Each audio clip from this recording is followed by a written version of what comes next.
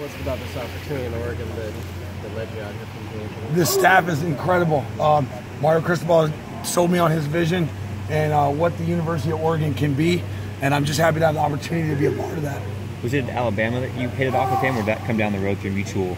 I know a lot of people that he knows. We passed each other in the hallway a couple times at Alabama, but I was an unpaid intern just getting started. We had the opportunity to I kind of had an opportunity to follow him and what he's been doing.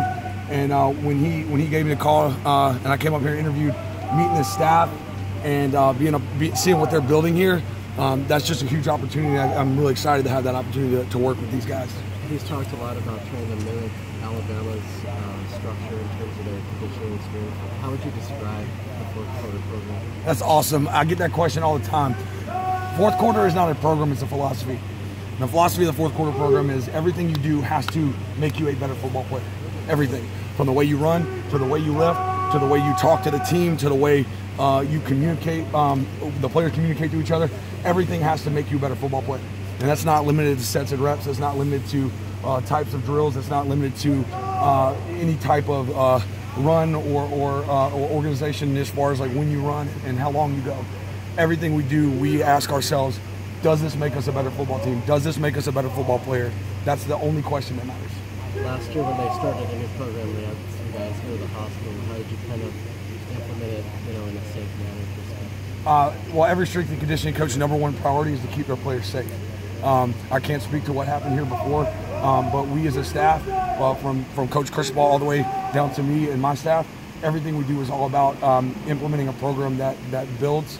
Our program is based on accumulated load over time. It's a slow build leading up to the season and then late into the season. So there's a couple of peak points, but you have to make sure that as you program and as you implement this stuff with your team, that you slow build and they make sure their bodies are prepared for each stage of training. When Willie, strength and conditioning stuff aside, I noticed you're pretty active during practices. What do you view your role as a during practice coach? Whatever it takes. It takes what it takes. We obviously want to operate within the rules the NCAA sets forth for us, but we also want to do everything we can to help our team win. I noticed in the stock picture that Ducks have of you on their website, your hair is different. You don't have that mustache. When was that picture from that they've got? That's probably my staff picture of 2015 Georgia, but I actually sent them one with a superimposed mustache on. They hadn't put it up yet. Was that a couple years ago? He had an offensive coordinator, kept his hair long, wore sunglasses, and he said it was a way to market himself to recruits and be memorable. Is this a way for you kind of like stand out from a crowded field of strength and conditioning coaches?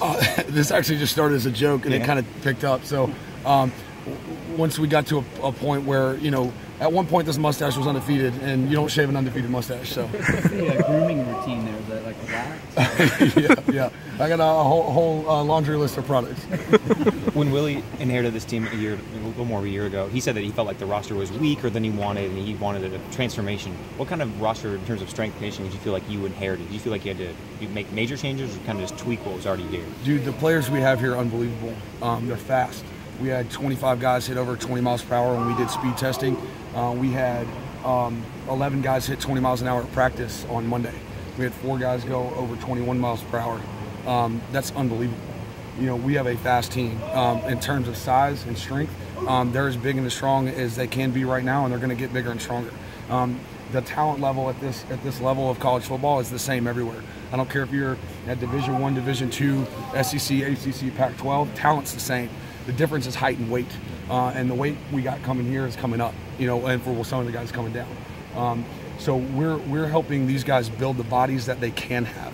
It's not about what they do have or what they've had in the past. It's about what they're going to have, and we're helping them build a structure, a type of program, accumulated load over time, where these guys are going to fill out into the bodies that they're capable of having.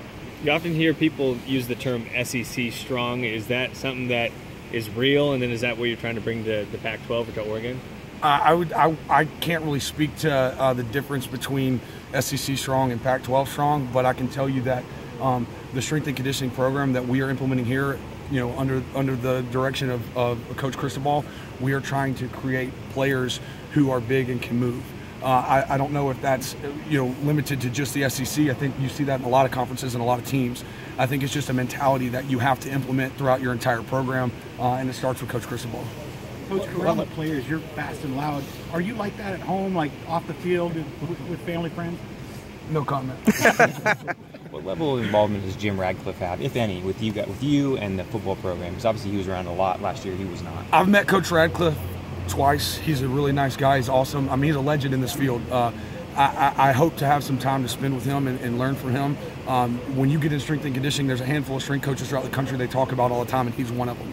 I'm looking forward to having an opportunity. Coach Cristobal and I have actually talked about what we can do to have some collaboration with him and how we can have him get involved in helping teach us how to be better at what we do. He is certainly an expert in the field, and I'm looking forward to hopefully spending some time with him in the future. Do you know the names of the guys that ran 21 miles or faster? Yes. Who are they? Next. What's the dynamic like with Andrew Murray and how you guys work together? Dude, we have a performance center here that I don't think is rivaled anywhere in college football. It's unbelievable. We have a full-time